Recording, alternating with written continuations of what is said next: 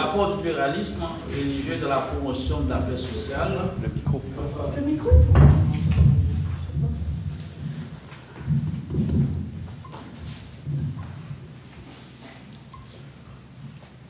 Il est difficile de nier que la religion est un fait humain universel. Au même titre que le langage, elle est l'un des éléments constitutifs de toute culture et de toute société au-delà de la frontière.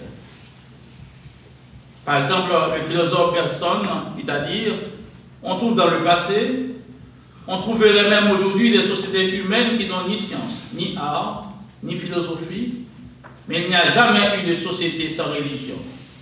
Dans son ouvrage sur les deux sources de la morale et de la religion,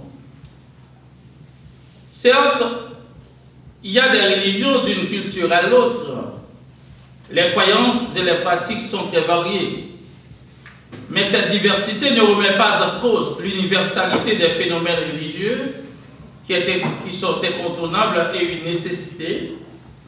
La religion apparaît au cours de l'histoire comme une constante anthropologique à tel point qu'on pourrait croire que c'est dans la nature de l'homme d'être religieux. Sans doute, est-ce lié au fait que l'homme, contrairement à l'animal, sait qu'il est mortel, sait également qu'il est appelé à jouer son rôle qui a été prévu par le Créateur dans son plan initial, celui de combler et de permettre à leurs semblables d'être heureux. Selon le grand psychanalyste répondant du nom de Freud, dans l'un de ses ouvrages sur les fonctions de la religion, il dit si la religion a autant d'importance dans la vie des hommes, c'est parce qu'elle remplit une triple fonction. Une fonction théorique, c'est-à-dire elle satisfait la curiosité humaine, et c'est d'ailleurs par là qu'elle entre en conflit avec la science. 2. Une fonction psychologique, elle contribue à apaiser la crainte de l'homme devant les dangers et les hasards de la vie et à lui apporter quelques consolations dans les épreuves. Et finalement, une fonction morale et politique qui formule des préceptes, des interdictions et des restrictions. Ainsi, dans cette perspective, la religion répond aux besoins de l'individu. Elle apporte des réponses aux questions qu'il se pose. Elle appelle ses peurs et le guide dans sa vie en lui donnant des repères. Elle apporte des réponses qu'aucun psychologue, qu'aucun thérapeute n'arrive à donner à leurs patients, mais elle sert aussi les intérêts de la société. Grâce à la religion, le vivre ensemble est possible et la société consolide donc dans son ordre et dans son unité. Il n'y a pas longtemps, le docteur Jonathan Gallagher de l'Adventiste du 7e jour devant les Nations Unies à New York, il a dit, et je cite, « Reconnaissant la contribution sociale des croyants est essentielle, les gens de foi ont beaucoup à apporter au bien-être de ce monde et leur participation peut faire une réelle différence dans la vie de tant de citoyens à travers le monde. » La diversité culturelle et le pluralisme religieux font désormais partie des réalités du Québec plus particulièrement. On parle du Québec moderne. Les flux migratoires des 50 dernières années se sont modifiés et notre société est de plus en plus hétérogène. Cela lance sous un nouveau jour le défi de la cohésion sociale et des relations interculturelles harmonieuses quand on parle souvent de la tolérance. Ainsi, il est évident que le vivre ensemble sans la religion est vraiment impossible parce que, en termes de contribution, le temps nous manquerait certainement de dire, de citer, de mettre en exergue toutes les contributions qu'a apporté la communauté de foi dans le vivre ensemble. À titre d'exemple, on peut parler de l'accueil des nouveaux arrivants. La plupart de nos arrivants n'arrivent pas à aller sur l'aide sociale, à bien s'intégrer dans ce pays, c'est parce qu'ils trouvent un logis. Ils trouvent des gens à qui ils partagent leur vie, qui peuvent quand même les expliquer comment ça fonctionne au Québec, comment s'intégrer dans ce pays, comment ils prennent souvent la direction de l'école pour mieux s'intégrer. On considère toujours, comme dans mon dernier entretien avec la mairesse de Montréal-Nord, je dis toujours à cette mairesse que les gens de foi, ce sont comme des metteurs en scène. On ne les voit pas toujours, ils ne sont pas toujours visibles, mais ils travaillent dans l'ombre. Parce que le public aimerait toujours qu'on claironne, qu'on divulgue à travers les médias qu'est-ce qu'on fait à toutes les secondes, à toutes les minutes. Tandis que dans notre conviction religieuse, on a appris ce que la main gauche a fait, la main droite n'a pas toujours besoin de savoir. Non seulement à l'accueil de nouveaux arrivants, on vient de remarquer, et avec les 25 000 Syriens qui sont rentrés au Québec, tous ne sont pas supportés par le gouvernement canadien. Et la grande majorité sont accueillis par des communautés de foi. Quelle bonne nouvelle! On parle également du soutien à la stabilité de famille. Puisqu'il n'y a pas de perfection sur terre, mais aujourd'hui les familles stables, les familles qui mènent une vie, qui ont une vie harmonieuse, viennent certainement des communautés de foi. Ce n'est pas parce qu'on s'impose comme des machismes, mais c'est parce qu'on fait notre référence, notre repère, c'est bien la structure que nous avons trouvée, qui a été créée certainement par notre Créateur. En termes de contribution, on apporte du soutien à la persévérance scolaire, comme dans l'arrondissement du Montréal-Nord, et on a eu à organiser à plusieurs reprises ces genres de forums, et qui stimulent certainement les gens. On donne des aides aux devoirs à travers nos congrégations, nos assemblées, des gens qui ont des difficultés en mathématiques, en sciences, en histoire, et chaque semaine, à toutes les semaines, il y a des gens qui partagent leurs connaissances, leur savoir, et ceci au-delà de la foi, dans le sens qu'on soit musulman, qu'on soit protestant, qu'on soit catholique. Au point qu'il y a un directeur d'école dans l'arrondissement du Montréal-Nord qui est venu nous voir pour nous demander comment se fait-il. Les gens qui fréquentent nos églises sont plus intelligents, sont plus aptes à comprendre les notions de connaissance que ceux qui ne fréquentent aucune religion. La contribution à l'aide aux valeurs de compassion, de pardon et de service.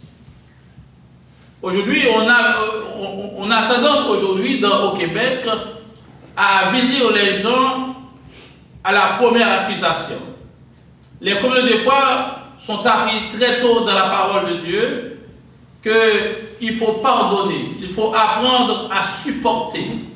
Parce que si on était à la place de Jésus, on poserait la question suivante: qui n'a jamais péché? Peut-être mon péché peut être considéré comme un péché mignon, mais de toute manière, puisque nous ne sommes pas parfaits, nous devons nous reconnaître en nous aussi cette faculté, cette capacité de commettre même la chose la plus sordide.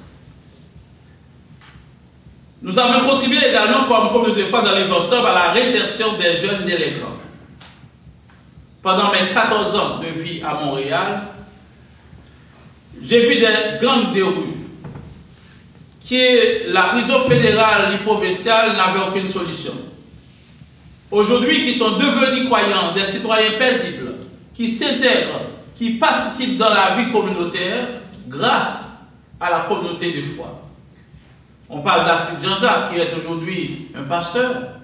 Quelqu'un vient de Gatineau très loin et est allé joindre dans la prison fédérale, là où il était, pour lui parler. Avec beaucoup de patience, aujourd'hui, cet homme qui a eu le temps de passer 23 heures dans un trou, tellement il était dangereux, tellement, comme dit l'Américain, troublemaker. Aujourd'hui, il est un citoyen paisible. Il forme des jeunes à pied fond. Il aide les gens à s'intégrer, à se prendre en main. Et quand on parle de vivre ensemble, certainement la religion, la communauté de foi est la première communauté à répondre au présent. On parle également en termes de contribution à la déradicalisation des jeunes radicalisés. Bien évidemment, aujourd'hui, pour pour ne pas nous éterniser trop sur ce sujet, quand on parle depuis la nuit des temps de l'empereur Constantin, qui avant son arrivée comme empereur, les gens de foi n'avaient pas eu de place dans le gouvernement, dans les institutions publiques. Mais quand il reconnaissait la main de Dieu derrière sa victoire, et très tôt il a ouvert la porte à toutes les communautés de foi pour dire c'est possible maintenant de travailler sur mon empire. Quand on regarde quelqu'un qu'on critique, qu'on foire à cause de leur foi, on ne peut pas empêcher que l'autre qui partage sa foi de réagir. Et nous avons également la capacité de les aider à s'intégrer, à se reprendre en main.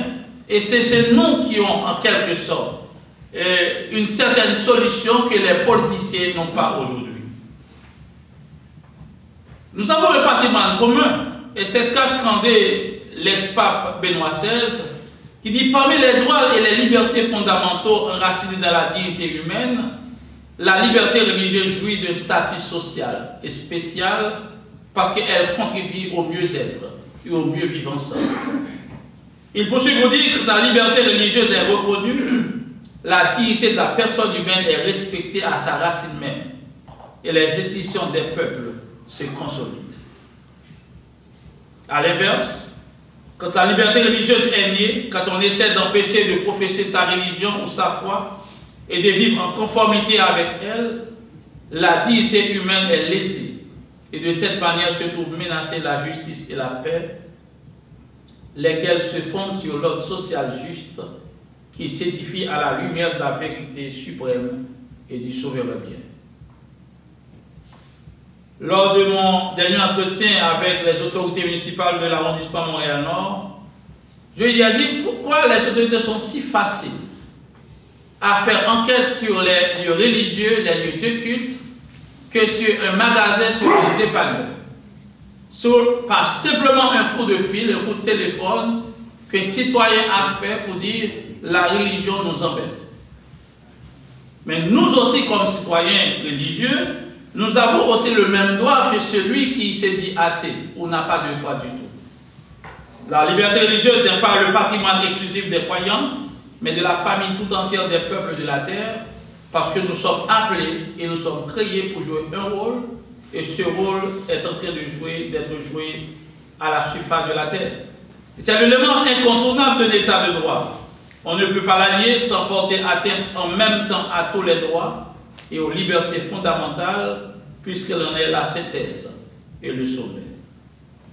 En conclusion, dans l'univers mondialisé caractérisé par des sociétés toujours plus multiethniques et multiconfessionnelles, les grandes religions peuvent représenter un important facteur d'unité et de paix pour la famille humaine et le vivre ensemble. Et tout politicien qui arrive à se mettre sur le chemin de cette vérité risquerait